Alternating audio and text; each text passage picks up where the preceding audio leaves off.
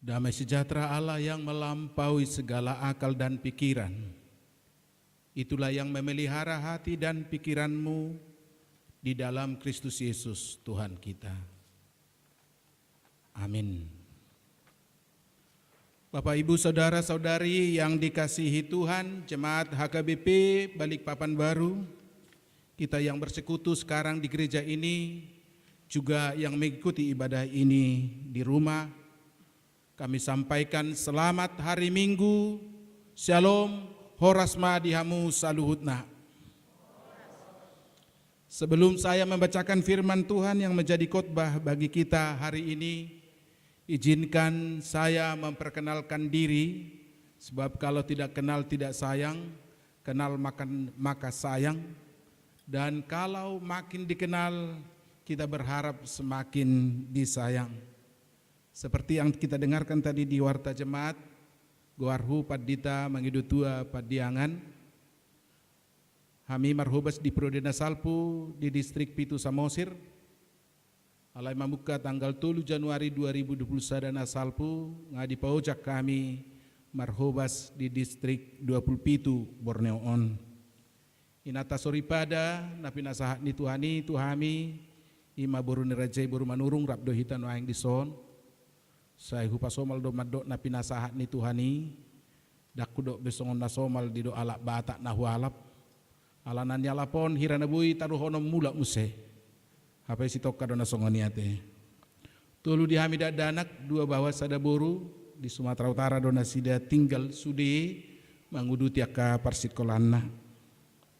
Dainang pangitubu boru marbun na sida marhuta di subul dairi. Opuku boru si tanggang, opung ni bapa boru malau, inang si matua boru si torus. Ima joboi pinasahatu hita songo partinadan na parjolo di parasaurata di Tikyon, ni anu ngasih kopi, sian hula-hula tulang bona niari, doho tulang robot nunga pinabua salu nate. Akai mana pajuom molo masa di hita, aka pesta di halap bata.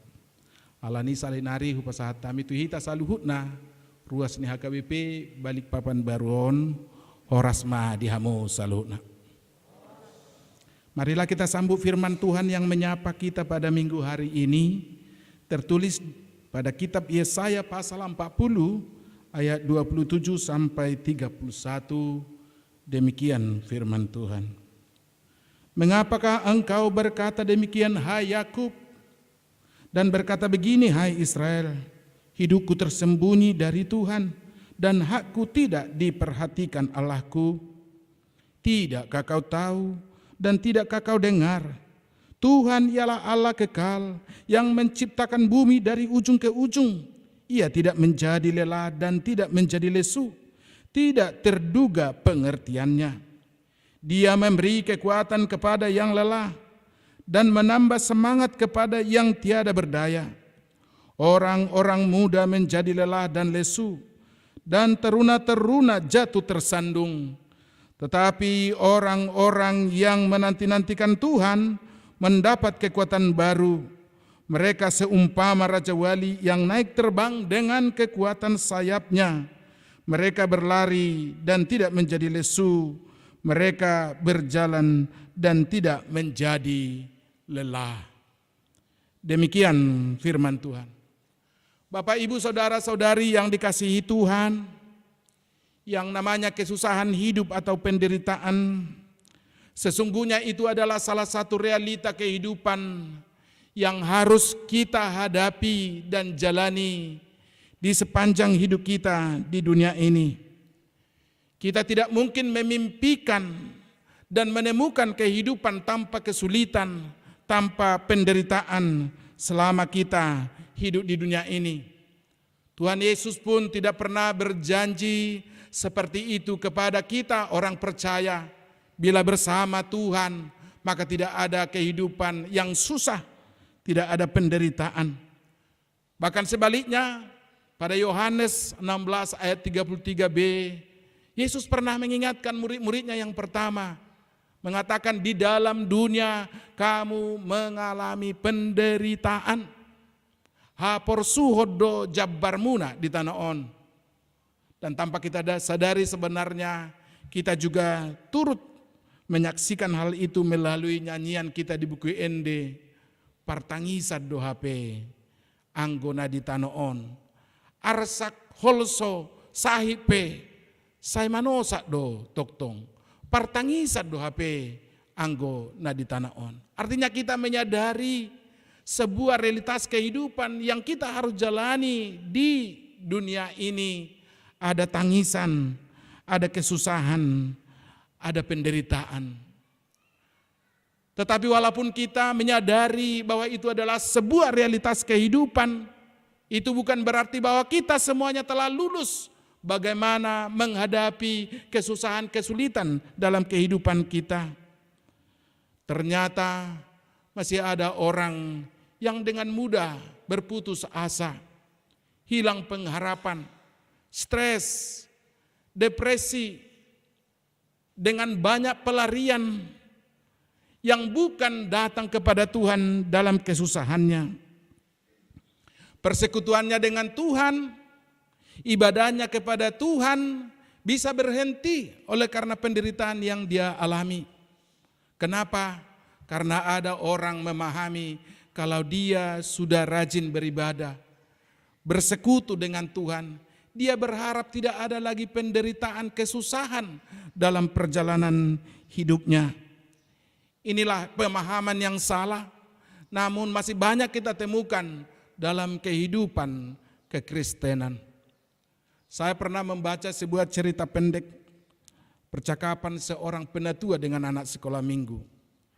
Ada seorang penatua dipanggil anak sekolah minggu satu, "Nak, sini dulu."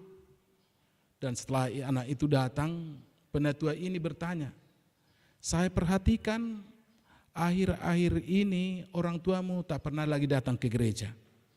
Ada apa dengan bapak dan mama, nak?" Lalu anak ini menjawab, "Bapak dan mama lagi kecewa, Amang." "Kecewa? Kecewa sama siapa? Kecewa sama kami perhala duka? Atau kecewa sama pendeta kita ya?" "Oh tidak, Amang. Bapak dan mama kecewa sama Tuhan." "Loh, kok bisa kecewa sama Tuhan? Bagaimana itu?" "Ya, dulu kan bapak dan mama itu sudah rajin ke gereja.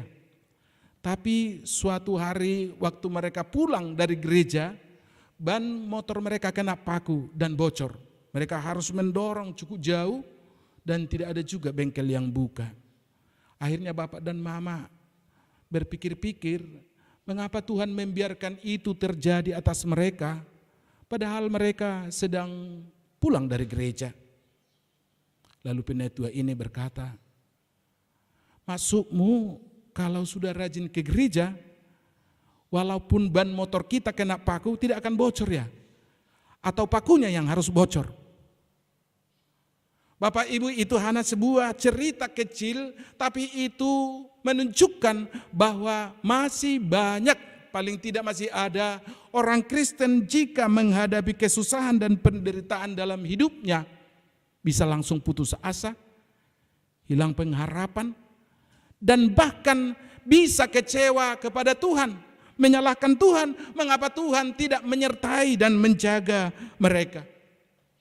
Bapak Ibu saudara-saudara yang dikasihi Tuhan, itulah yang kita temukan dalam konteks khotbah kita saat ini. Penderitaan umat Israel yang cukup berat, penderitaan umat Israel yang cukup panjang di pembuangan Babel, telah menghantar mereka sampai kepada keputusasaan, hilang pengharapan, bahkan sampai menuduh Tuhan tidak peduli lagi terhadap kehidupan mereka, tidak memperhatikan mereka lagi, tidak mampu melihat apa yang terjadi dalam kehidupan mereka lagi. Sampai-sampai bangsa itu berkata seperti ayat 27, "Hidupku tersembunyi dari Tuhan dan hakku tidak diperhatikan oleh Allahku." Penderitaan yang mereka alami telah membawa mereka kepada sikap yang menyalahkan Tuhan dan menuduh Tuhan melakukan yang tidak patut. Bukan sebaliknya mereka introspeksi diri mengapa mereka harus menderita seperti itu. Bukannya penderitaan itu membawa mereka kembali datang berseru kepada Tuhan supaya mereka beroleh pertolongan dari Tuhan. Namun kalau kita melihat sikap umat Israel menghadapi kesusahannya seperti ini, sesungguhnya itu harus menjadi cermin juga bagi kita semua. Jangan-jangan kita pun termasuk orang yang bersikap seperti ini ketika kesusahan datang, ketika penderitaan datang, kita langsung kecewa, putus asa, berhenti berdoa, berhenti beribadah, menyalahkan Tuhan, seolah-olah Tuhan tidak peduli kepada kehidupan kita. Bapak Ibu, marilah kita lihat bagaimana respon Tuhan terhadap sikap umatnya yang seperti ini. Kita melihat Tuhan yang Maha Kasih, Tuhan yang panjang sabar dan yang berlimpah kasih setianya, tidak membiarkan umatnya terpuruk dalam keputusasaannya. Tuhan Allah hadir, Tuhan datang membawa firman-Nya melalui hamba-Nya Yesaya. Pertama menegur, kedua mengingatkan, dan ketiga membimbing umat itu kepada jalan yang benar, memberi mereka solusi terhadap apa yang mereka sedang alami. Oleh karena itu kalau kita perhatikan, ada 3 pesan penting yang disampaikan Tuhan melalui hamba-Nya Yesaya kepada umat Israel yang sedang menderita itu. Dan sekaligus ini menjadi 3 pesan penting bagi kita umat Tuhan yang hidup sekarang ini. Pertama yaitu pada ayat 27 kita boleh simpulkan, jangan pernah putus asa dan jangan pernah menyalahkan Tuhan jika kesusahan, jika penderitaan terjadi dalam hidupmu. Ayat 27 dikatakan, mengapakah engkau berkata demikian, hai Yakub? Dan berkata begini, hai Israel, hidupku tersembunyi dari Tuhan dan hakku tidak diperhatikan Allahku. Ini adalah bentuk kalimat teguran di mana Tuhan menegur sikap Israel yang berputus asa, yang jatuh menyalahkan Tuhan atas penderitaan yang mereka alami. Itu artinya Tuhan tidak menghendaki sikap seperti itu dijumpai pada diri umatnya, tapi juga pada diri kita, umat Tuhan yang hidup sekarang ini. Betapapun sulitnya hidup yang kita lalui, betapapun beratnya beban hidup yang kita pikul, sesungguhnya tidak ada alasan bagi kita untuk berputus asa. Tidak ada alasan bagi kita untuk menuduh Tuhan melakukan yang tidak patut. Oleh karena itu kita harus melihat bagaimana seharusnya sikap kita yang Tuhan kehendaki. Kita boleh mengingat kisah Ayub. Alkitab menyaksikan bahwa dalam seluruh penderitaan yang menimpa kehidupan Ayub, pada Ayub 1 ayat 22 dikatakan, dalam seluruh penderitaan yang menimpa dia, Ayub tidak berdosa dan Ayub tidak menuduh Allah melakukan yang tidak patut. Disude parsorionai dang namardosa si Job, jaladang manarita rohana dopak debata. Inilah sikap yang Tuhan inginkan dijumpai dalam kehidupan umatnya, dijumpai dalam kehidupan kita sebagai umat Tuhan di zaman sekarang ini.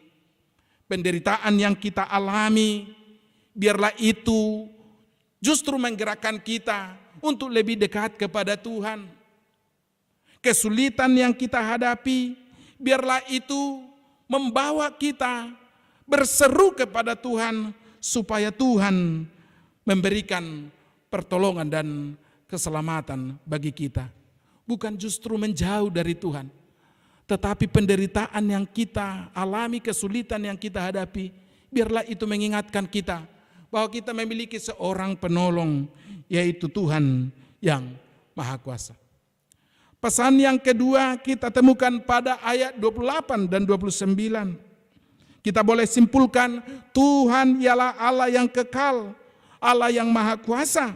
Dialah sumber kekuatan kita. Pada ayat 28 kita perhatikan bentakan seperti ini. Tidakkah kau tahu dan tidakkah kau dengar?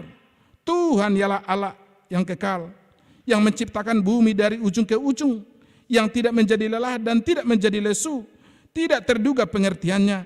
Dia memberi kekuatan kepada yang lelah dan menambah semangat kepada yang tiada berdaya.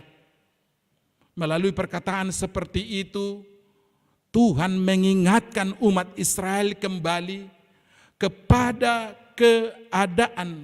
keberadaan Tuhan yang kekal, yang Maha Kuasa, yang sesungguhnya bukan lagi kabar baru bagi mereka. Mereka sudah mendengar bahwa Allah itu adalah Allah yang kekal. Mereka sudah mendengar sebelumnya bahwa Allah itu adalah Allah yang Maha Kuasa. Dan kalau Allah itu adalah Maha Kuasa, sesungguhnya lah umat itu datang kepada Tuhan yang Maha Kuasa itu, membawa seluruh beban hidupnya, membawa seluruh persoalan yang dia hadapi. Oleh karena itu sesungguhnya Tuhan bukan tidak sanggup menghentikan penderitaan umatnya di Babel. Bukannya Tuhan tidak sanggup membawa umatnya itu segera kembali ke Yerusalem. Tapi Tuhan menunggu pertobatan umatnya supaya insaf oleh karena penderitaan yang mereka alami. Karena sesungguhnya mereka dibuang adalah karena dosa-dosa mereka.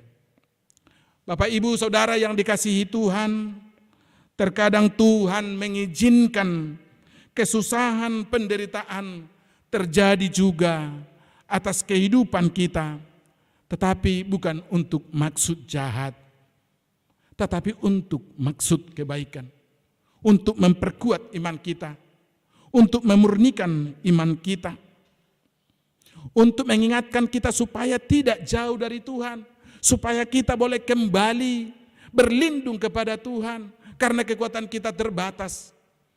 Dan itulah juga yang kita nyanyikan sebenarnya ketika kita bernyanyi, suka duka dipakainya untuk kebaikanku. Duka juga dipakai Tuhan untuk memperbaiki hidup kita. Pesan yang ketiga yang disampaikan oleh Tuhan kepada umatnya, yaitu supaya mempercayakan hidup kita kepada Tuhan, yang adalah jalan keluar dari persoalan hidup kita. Itu kita temukan pada ayat 31. Di sana dikatakan orang-orang yang menantikan Tuhan mendapat kekuatan baru. Ini disampaikan oleh Tuhan sekaligus sebenarnya untuk mengundang umatnya untuk datang kepada Tuhan, menyerahkan, mempercayakan seluruh hidupnya kepada Tuhan, supaya Tuhan yang bertindak. Itu artinya menanti-nantikan Tuhan. Kita tidak mungkin menanti-nantikan Tuhan kalau kita tidak percaya kepadanya. Kita tidak mungkin menanti-nantikan Tuhan kalau kita tidak hendak mempercayakan diri kita kepada Tuhan. Oleh karena itu, kalau dikatakan di sini orang yang menanti-nantikan Tuhan, boleh kita mengerti adalah orang yang mau percaya dan mempercayakan hidupnya kepada Tuhan. Dalam seluruh apa yang terjadi dalam kehidupan kita, Tuhan memberikan jalan yang terbaik adalah mari kita menyerahkan seluruh beban hidup kita kepada Tuhan, mempercayakan hidup kita kepada Tuhan, supaya Tuhan yang bertindak. Pasaha madalam mutu Jehovah, jalahaposi ibana, asa ibana paturehun. Bapak Ibu saudara-saudari yang dikasihi Tuhan, menjalani realitas kehidupan kita di dunia ini yang penuh dengan berbagai kesusahan dan kesulitan, kita tidak sanggup, kita tidak berdaya jika kita hanya mengandalkan kekuatan kita sendiri. Kalau kita dengarkan tadi pada ayat 30, orang-orang muda menjadi lelah dan lesu, dan taruna-taruna jatuh tersandung. Sesungguhnya itu mengingatkan kita bahwa kekuatan yang dimiliki oleh manusia, apakah itu orang muda yang biasanya dalam bahasa Batak dikatakan pangalapa gugu, taruna-taruna yang biasanya menjadi andalan dalam peperangan, tapi kekuatannya juga terbatas. Kekuatan yang kita miliki terbatas. Menghadapi realitas kehidupan yang kita hadapi pada kehidupan kita sehari-hari juga terbatas kekuatan kita. Menghadapi kesulitan oleh karena pandemi COVID-19 juga sesungguhnya kekuatan kita terbatas. Oleh karena itu kita mutlak membutuhkan kekuatan dari Tuhan. Kita mutlak membutuhkan pertolongan dari Tuhan. Dan nats ini mengingatkan kita bahwa sumber kekuatan kita adalah Tuhan. Debatado hagugu otak. Tuhan adalah kekuatan kita. Menyadari itu, kita diundang untuk datang kepada Tuhan, menyerahkan seluruh beban hidup kita, mempercayakan hidup kita kepada Tuhan, supaya kita memiliki kekuatan baru. Kekuatan baru yang dimaksudkan di sini, bahkan dalam bahasa Batak dikatakan haguguun namar dapot-dapot, selalu baru, setiap hari, setiap pagi.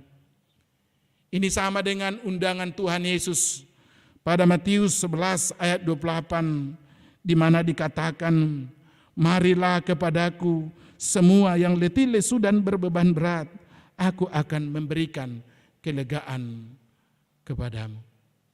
Bapak Ibu saudara-saudari, apakah Bapak Ibu saudara-saudari merasa letih lesu menjalani kehidupan ini? Apakah Bapak Ibu saudara-saudari merasa beban hidupmu terlalu berat belakangan ini? Mari kita dengarkan undangan Tuhan. Orang yang menanti-nantikan Tuhan mendapat kekuatan baru. Mereka seumpama raja wali yang naik terbang dengan kekuatan sayapnya. Mereka berlari dan tidak menjadi lesu. Mereka berjalan dan tidak menjadi lelah.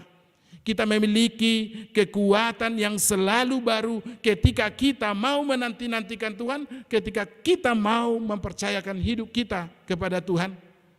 Dan kita pada saatnya akan menyaksikan seperti yang Paulus katakan, segala perkara dapat kutanggung di dalam Dia yang memberikan kekuatan kepadaku.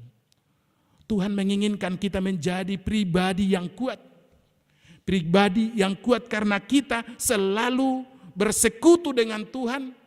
Persekutuan kita, ibadah kita semakin penting, terutama di saat kehidupan yang kita jalani sangat berat dan susah.